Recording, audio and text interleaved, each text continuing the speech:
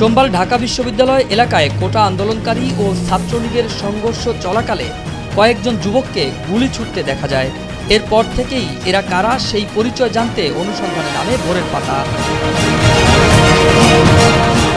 অবশেষে একজন আগ্নেয়াস্ত্রের হাতে গুলি ছোড়া যুবকের পরিচয় পায় ভোরের পাতার রিপোর্টার। প্রতিবেদক জানতে পারে গুলি ছোড়া সেই যুবকের নাম হাসান মোল্লা। তিনি ঢাকা কলেজের 2007-08 শিক্ষাবর্ষের ছাত্র ছিলেন।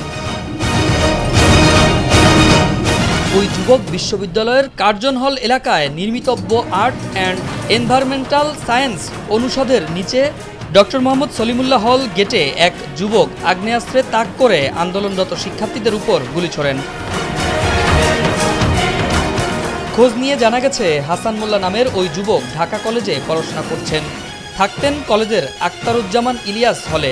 তার গ্রামের বাড়ি গোপালগঞ্জ। ছাত্র জীবনের শুরুতেই ঢাকা কলেজ ছাত্রলীগের রাজনীতির সঙ্গে যুক্ত হন। ঢাকা কলেজ ও কেন্দ্রীয় ছাত্রলীগের সাবেক কয়েকজন নেতা সোমবার দিবাগত রাতে গণমাধ্যমকে এসব তথ্য নিশ্চিত করেছেন। হাসান মোল্লা ইডেন কলেজ ছাত্রলীগের সহসভাপতি সুস্মিতা বারৈয়ের কথিত স্বামী।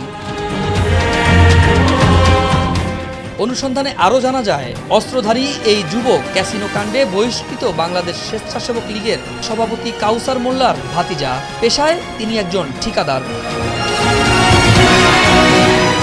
পানি উন্নয়ন বোর্ড, গৃহায়ন ও গণপূর্ত মন্ত্রণালয়ের ঠিকাদার হিসেবে কাজ করেন তিনি। ঢাকা কলেজে পড়াশোনা করা হাসান মোল্লা ঠিকাদারি করে অল্প বয়সেই শত শত কোটি টাকার মালিক বনে গেছেন। ইতিমধ্যে ছাত্রলীগ ও আন্দোলনকারীদের সংঘর্ষে বহিরাগতদের পরিচয় শনাক্তে কাজ করছে আইন শৃঙ্খলা বাহিনী। ভোরের পাতা নিউজ ডেস্ক।